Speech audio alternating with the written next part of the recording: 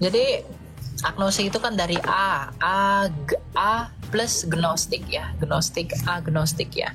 Jadi mereka percaya Tuhan, tetapi mereka tidak mau memilih agama yang mana. Tapi itu pun mengambang. Kenapa?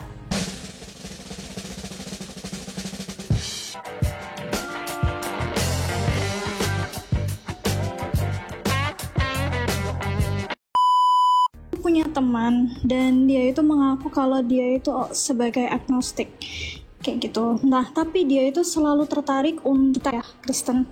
Nah, tapi dia itu selalu kayak bilang kenapa ya, maksudnya kayak orang-orang yang punya agama tuh kenapa gitu loh.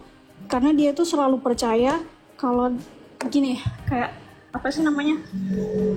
Kalau dulu manusia itu katanya kayak tidak beraturan, nggak ada aturan, berantakan kayak gitu. Jadi ada yang membuat doktrin tentang surga dan neraka kayak gitu. Nah, jadi makanya kayak dia itu nggak percaya Tuhan karena biar memfilter orang-orang baik dan tidak. Nah, itu menurut Kak Erlia kayak gimana? Kalau dia nggak percaya Tuhan, namanya bukan agnostik. Agnostik itu percaya Tuhan tapi tidak mau memeluk agama. Begitu kan? Iya. Maksudnya dia itu masih percaya sama kuasa Tuhan, cuman dia kayak masih mempertanyakan keberadaannya kayak gitu. Ya. Jadi agnostik itu kan dari A plus gnostik ya, agnostik ya. Jadi mereka percaya Tuhan, tetapi mereka tidak mau memilih agama yang mana. Tapi itu pun mengambang. Kenapa? Dia percaya Tuhan tapi tidak mau menemukan agama yang harus dia anut. Artinya dia percaya kepada Tuhan tapi dia tidak mau berjalan menuju Tuhan itu. Okay.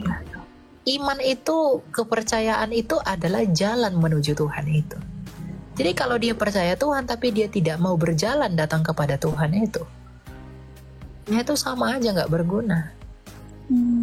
Gitu loh, tanpa pengakuan, dan dia percaya Tuhan, Tuhan yang mana? Agnostik itu sebenarnya menuhankan dirinya sendiri. Percaya atau tidak, agnostik itu menuhankan dirinya sendiri. Kenapa ini pendapat saya ya, kenapa saya katakan mereka menuhankan dirinya sendiri? Karena mereka tidak mau merendahkan diri dan merendahkan hatinya atas pernyataan Tuhan yang diakui banyak orang. Memang begitu banyak agama di dunia ini, dan kita diperhadapkan dengan kebingungan. Ya, bukan masalah dia harus jadi Kristen, dia harus jadi ini, bukan. Tapi jalan yang dia tempuh untuk mencapai Tuhan itu nggak ada. Artinya dia menipu dirinya sendiri. Dia percaya Tuhan, tapi tidak mau mendatangi Tuhan itu melalui jalan yang telah ada. Artinya dia tidak memilih agama manapun, dia tidak memilih kepercayaan apapun. Artinya dia sedang menjadikan dirinya sendiri sebagai jalan kepada Tuhan itu, yang dengan demikian dia menciptakan Tuhan menurut imajinasinya sendiri. Oke. Tapi dia itu selalu kayak bertanya gitu loh, kalau Tuhan Yesus itu seperti apa. Jadi dia itu kayak tolong kayak seperti ingin dibuktikan kalau Tuhan itu, Tuhan kita itu tuh benar adanya. Jadi dia itu ingin kayak, dia tuh kayak punya keinginan untuk mencari tahu, cuman kayak mungkin dengan gengsinya dia, karena dia sudah mengakui dirinya sebagai agnostik seperti itu. Jadi ya, kalau gengsi ya nggak akan cari Tuhan, ya nggak akan dapat Tuhan. Tuhan akan mendatangkan dirinya kepada orang-orang yang merendahkan hatinya. Kalau dia gengsi meninggikan dirinya, ya Tuhan nggak berkenan kepada orang yang meninggikan diri. Tuhan hanya berkenan kepada mereka yang rindu dan tulus dan merendahkan hatinya untuk datang kepada Tuhan. Maka Tuhan akan menyatakan dirinya pada orang-orang seperti itu. Jadi kalau dia gengsi dia nggak akan temuin Tuhan. Percayalah. Gitu. Berarti semakin ngerti sama firman Tuhan yang mengatakan kalau bukan kamu yang memilih aku, tetapi aku yang memilih kamu. Tuh. Kan? Oke. Kalau gitu makasih ya Kak penjelasannya. Ya. Didoakan terus ya temannya ya. Iya, salam. Terima kasih. Ya, janganlah sok-sokan agnostik lah, ateis lah ya kan. Kamu dilemparkan ke tengah laut sana, kamu berteriak kepada Tuhan yang mana? Kalau orang agnostik itu dilempar ke tengah laut, ya, lalu ada ombak kencang-kencang, dia akan minta tolong kepada Tuhan yang mana? Karena dia tidak memilih. Bagaimanapun dia sedang menuhankan dirinya sendiri.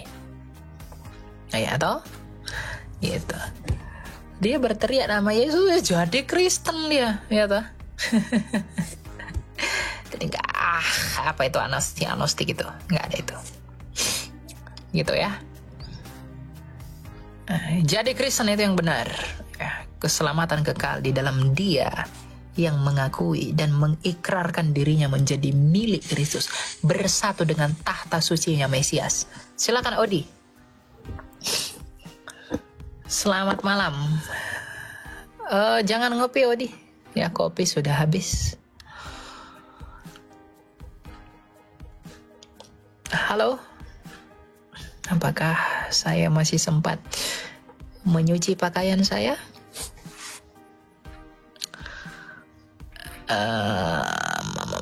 Halo? Sepertinya tidak ada orang.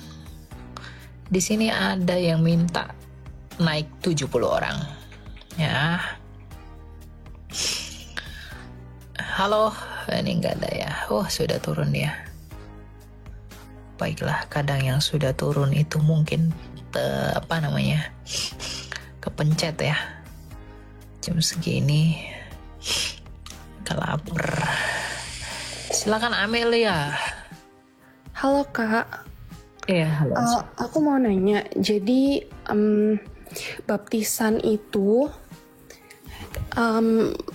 jadi aku pernah ke gereja dan di gereja itu menganut untuk baptisan itu harus di air yang hidup dan mengalir. Jadi nggak boleh di bak mandi atau bukan di bak mandi, maksudnya di kolam di dalam gereja, harus di air yang mengalir dan hidup. Misalnya kayak seperti di laut, di sungai gitu. Ya. Dan baptis itu adalah salah satu syarat untuk kita diselamatkan. Jadi lahir baru itu tidak cukup untuk menyelamatkan gitu loh.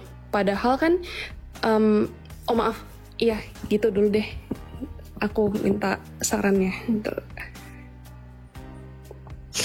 Di dalam kitab Didake, kita punya tradisi para rasul, kalau kamu baca dalam Didake 7, memang baptisan itu harus di air mengalir.